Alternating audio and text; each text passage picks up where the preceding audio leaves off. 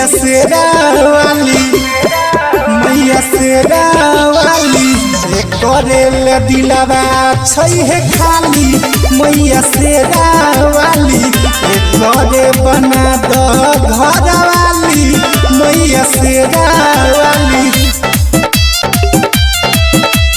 DJ विकास मटियार कला Sitamarhi presented by Bharosa Music World Chandigarh। प्रेम से बोले पहाड़ा वाली मैया की जय। 9 दिन के नामी तोहर करै छ उपास हे हमरे जैसन दुल्हा एकरा दोहो में झकास हे। 9 दिन के नामी तोहर करै छ उपास हे हमरे जैसन दुल्हा एकरा दोहो में झकास हे।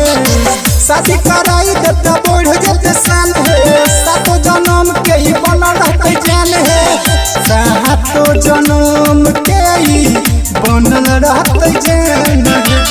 छियै जे खाली लेने छडाली डोलै छ कान के बाली मैया शेरा वाली मैया शेरा वाली करेले दिलवा छै है खाली मैया शेरा वाली करे बना दो घर वाली मैया शेरा वाली।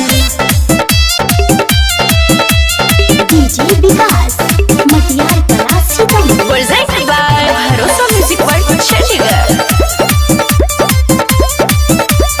बोली बोली धावे वाली मैया की जय। पूजा करे अइबा मैया दुनु जाने साथ है रप्पा बरसैने रही हो माथा पर हाथ है। पूजा करे अइबा मैया दुनु जाने साथ है रप्पा बरसैने रही हो माथा पर हाथ है।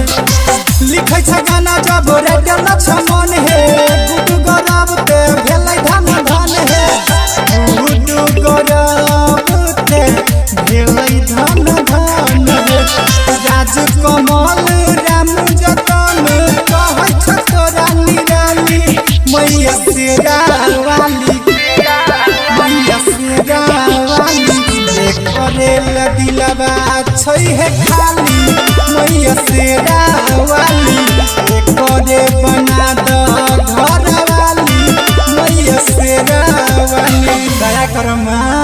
Bharosa Music Recording Studio Chandigarh।